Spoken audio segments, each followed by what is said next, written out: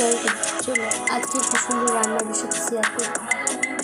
আজকে সোয়া পাপসের তরকারি করে দেখো। দেখুন আমি প্রথমে নিয়ে নিয়েছি একটি পাত্রের মধ্যে সোয়া পাপস, ক্যাপসিকাম, কেটে রাখা আলু, টমেটো, আদা, সুন্দর। এবার একটি পেস্ট তৈরি করবো। আদা, টমেটো, কাঁচা লঙ্কা, আপনারা কাঁচা লঙ্কা দিতে পারেন, আমি শুকনো লঙ্কা দিয়েছি। Paste ready. এবার একটি মশলা তৈরি করি। চলুন, ধনে গুঁড়ো, হলুদ, কাশ্মীরি লঙ্কার গুঁড়ো, গোলমরিচের গুঁড়ো এবং নুন।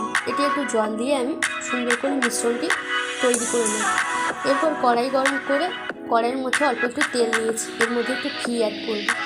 এবার কেটে রাখা টুকরো টুকরো আলুগুলো এর মধ্যে সুন্দর করে ভেজে নেব। আলুগুলো ততক্ষণে ভাজতে থাকবে। এবার এর মধ্যে একটু নুন আর একটু অল্প পরিমাণ হলুদ দিয়ে দেবো, দিয়ে সুন্দর করে এটিকে লাল লাল করে ভেজে নেব। ভাজতে ভাজতে ততক্ষণে আমি সোয়া পাপসের মধ্যে হলুদ আর নুন দিয়ে ভালো করে মেখে নেব। মাখা হয়ে গেলে দেখুন আলুগুলো আমার ততক্ষণ লাল হয়ে গেছে। এবার এটি নামিয়ে নেব।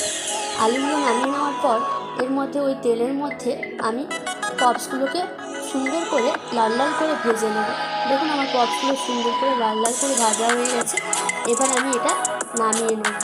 এরপর ওই তেলের মধ্যে আমি একটু ঘি অ্যাড করে ওর মধ্যে দিয়ে দেবো হিং এবং দিয়ে দেবো এলাচ, দারুচিনি আর লবঙ্গ এবং বেটে রাখা মশলা।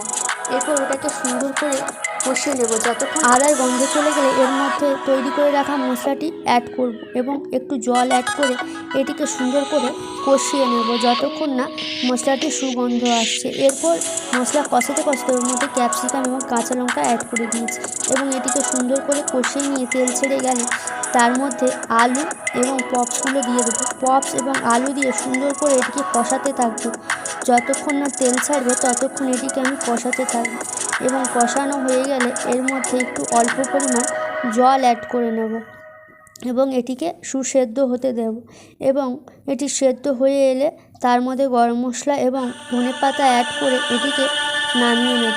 আজকের মতো আমার এই তরকারি রেডি হয়ে গেছে। চলুন এবার এটিকে গরম গরম ভাত বা ফ্রায়েড রাইস বা পরোটার সঙ্গে খাওয়া যেতে পারে। জয়গুরু। ভালো লাগলে লাইক, কমেন্ট, শেয়ার করবেন।